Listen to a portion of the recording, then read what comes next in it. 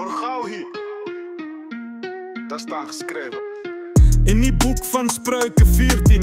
Die persoon wat oprecht liewe. Het respect vir die Here.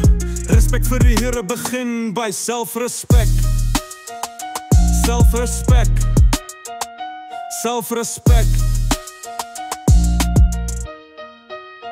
Ek sê, kom, wys 'n bietjie, hier's 'n bietjie selfrespect. Hou op, lyk soos ou wat kop in die grond brek. Kry klaar met die drugs, die wyn en die dagga en die crime. Liewe en liewe dat ander na jou kan opkyk. Eerlik en opreg. 'n positief rolmodel vir die laaitjies wat nog moet opgroei. Jy is die verskil. Maak die verskil. In jou huis, jou straat, jou community. Apply positivity. Get paid positive. Alles begin by jou selfrespect.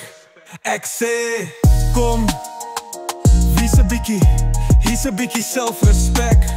Hou op, lyk soos ou wat kop in die grond brek. Respect die Heer, respect jouself. Jy call om die kan van boe. Treed om soos die man van boe, nou so. Wie's 'n bietjie, hier's 'n bietjie selfrespect. Hou op, lyk soos ou wat kop in die grond brek. Lig jou kop omhoog. Stap uit, borste soos 'n bug. Respek en dissipline moet jy het en dit begin by jouself. Moenie ander mense blame vir jou game. Hulle try help, wat jy kyk met grudges. Because jy let op die past wat jou agterhou, sonder laat jy het glas. Kry klaar met die drugs, die wyn en die dagga en die crime. Liewe en liewe dat ander na jou kan opkyk. Eerlik en opreg.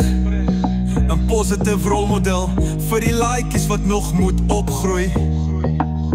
Jy is die verskil. Maak die verskil. Raak liewe 'n positief rolmodel vir die laaitjies wat nog moet opgroei.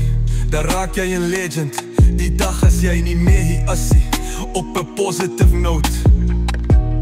Jy is die verskil. So, maak die verskil.